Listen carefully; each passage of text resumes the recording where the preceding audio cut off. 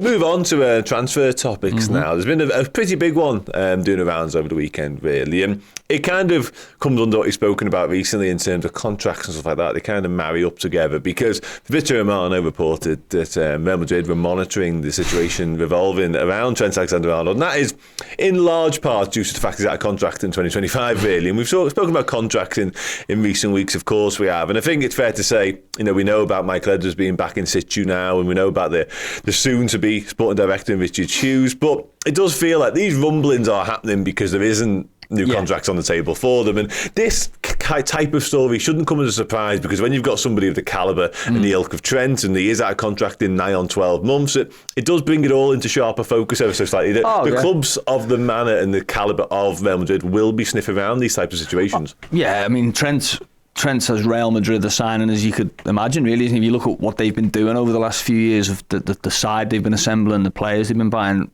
why wouldn't they like Trent?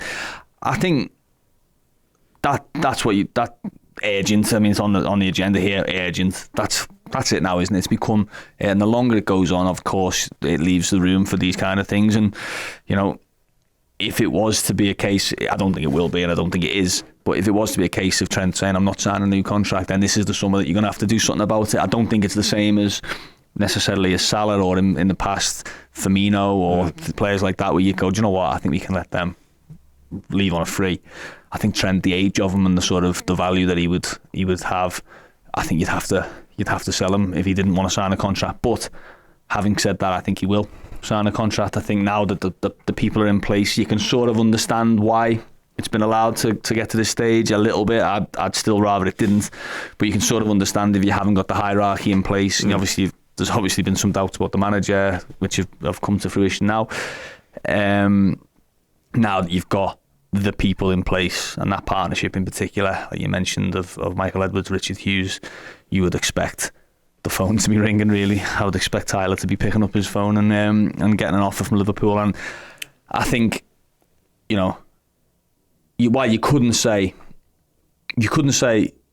oh, why would Trent want to go to Real Madrid? Because Real Madrid. Yeah, but at the same time, you would also be saying, well, Liverpool have done nothing but amplified Trent and make him more important and more a part of their club and their future and a leader and a symbol. They've promoted him to vice captaincy with the eye on him, obviously taking over from Van Dijk as the captain.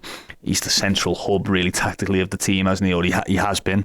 Of course, he's had his injury problems this year, but I don't feel like Trent could have too much complaints about what's been going on at Liverpool. He might have some questions about who's going to be the next manager and whatever else, but I think everything that Liverpool have done points to a future with Trent very much at the centre of it, and might literally be at the centre of it. Maybe that might be part of the conversations as we, can I play in midfield? I think he'll stay, obviously. I think Liverpool get the deal done, but of course, no surprise to hear Real Madrid are monitoring a situation like that, and I don't imagine they'll be the only club. No, definitely not. No, but you kind of alluded to it there in not so many words. Do you think Liverpool will be relatively relaxed about the situation surrounding Trent? I think it's hard to say relaxed because of the time aspect of it. The minute you get towards 12 months, it's a problem. Look, put it this way. I think it's quite significant that we're not hearing stories that Trent's frustrated with Liverpool or that he's wants X and he's only getting this, or he's sort of annoyed by the length of time it's taken. We have heard those, Salah. There was a lot of rumours around Salah when he was going through his contract. Remember Jordan Henderson when he got his contract? There was all of a sudden a story that he's willing to walk away, and lo and behold the contract comes. I think it's quite telling that that's not the case. It doesn't feel like. I think there must be an understanding on Trent's part that, look, who do you want to speak to, about this? Now that's in place, I think we should expect Liverpool to sort of make their progress in that.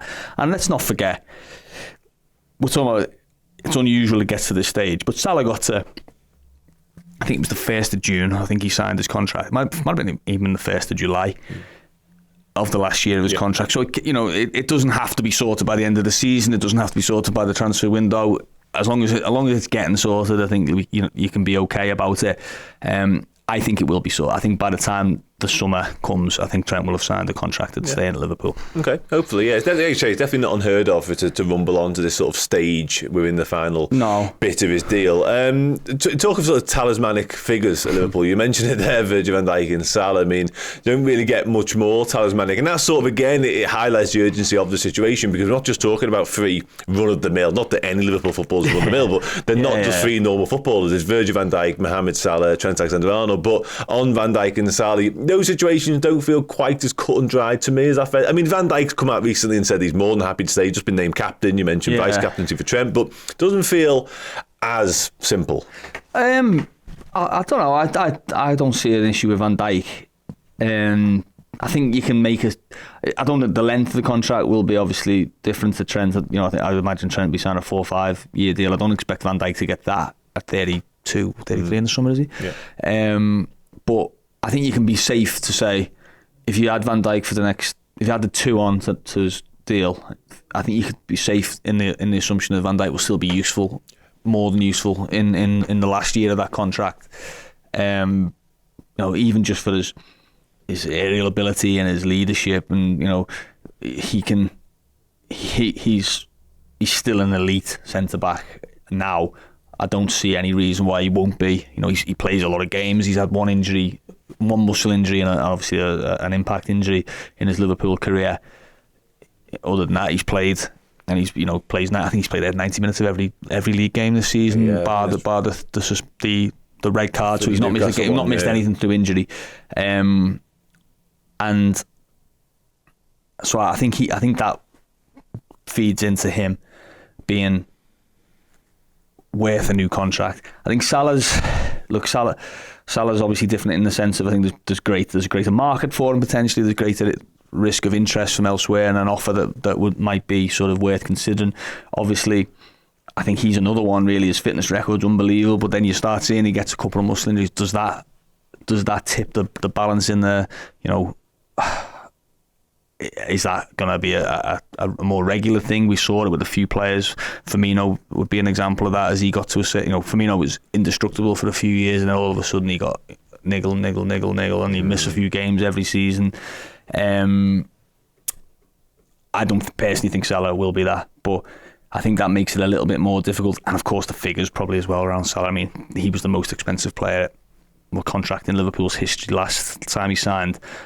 I don't imagine he's after, you know, half of that. I think he would want something similar. So I think that maybe makes it a bit more complicated. But from a footballing sense, I don't think it is complicated. I think the footballing sense is, regardless of what happens, you three are playing for us next season. That would be my sort of view on it. And I know a lot of people would disagree with that and say no, cash in if they're not going to sign the contract. I wouldn't. I would say you're playing for us next season regardless, and ideally I'd want Van Dijk and Salah playing beyond that. Yeah, it's interesting. I want to pick up on that actually, because the Salah one in particular, let's focus on that. Obviously, there is, of course, the danger then, if he was to stick around next season without a new deal, there is the danger you let him walk away for free next summer, which is something Liverpool have done in the past with certain footballers. Obviously, we've seen Journo Wijnaldum, etc., etc. Yeah, exactly, yeah. So it's not unheard of, even from a Liverpool's point of view. But with someone like Salah, I mean, I think we're all anticipating or expecting the Saudi interest at a minimum to come along again. And if we do start talking, you know,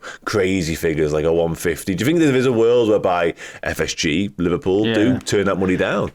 Well, he did last summer. I mean, albeit it seemed to emerge a little bit. The timing of it was a bit, I think, was a factor in that. It came quite late in the window, didn't it? You know, I mean, some of the offers actually came after our deadline, or at least on. I think it was actually on deadline day. One of them, wasn't it? So I could completely understand why they would turn that down if it was to come at the start of the summer. I always find it's very interesting when you get sort of a lot of people have certainty about Salah, don't they? We saw Richie Keys last year, and you know what he was saying, but I think we've seen Mido this year saying, it's already done. It isn't, you know, because we were told that last season when it's all going to be agreed. So, but if Salah was to say, look, I'm not signing a new contract, and then an offer comes early in the transfer window, then I can see a world where Liverpool say, okay, that's too much, you know. I personally wouldn't. Yeah. I personally wouldn't, and I know that I might make me in the minority. I would still go, well, what use is that money to us really, in terms of we're not going to get someone better than you, who plays more games than you and scores more goals than you. But there is a possibility that Liverpool do that most definitely. And I still keep going back to the Salah's sort of competitive spirit and sort of mindset. I don't see why what's in it for him beyond finances and sort of, maybe taking a little bit of the pressure off him to go to Saudi at this stage. Early 30s, still playing at such a high level, huge player. I don't know what's in it for him.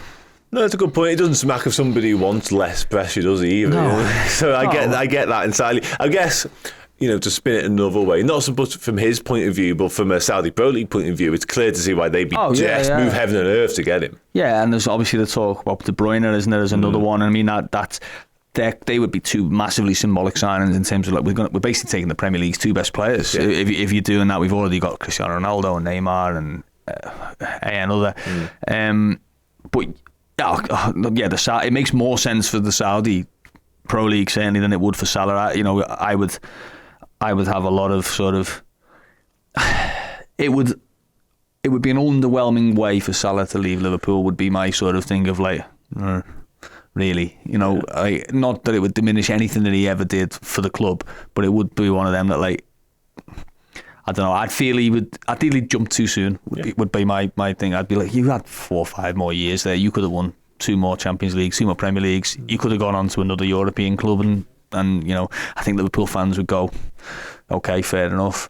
I think if it would just feel a little bit like against what he's all been about over the last 10 years. Yeah, okay, that's fair enough. Interesting. Hey, thank you so much for checking out the content today. If you want to get your name in and amongst these wonderful people, then head to redmenplus.com. Join as a Legend tier subscriber. You're going to get free merchandise codes. You're going to get in our Discord, and you're going to get your name at the end of YouTube videos. Yes, redmenplus.com, Legend tier status.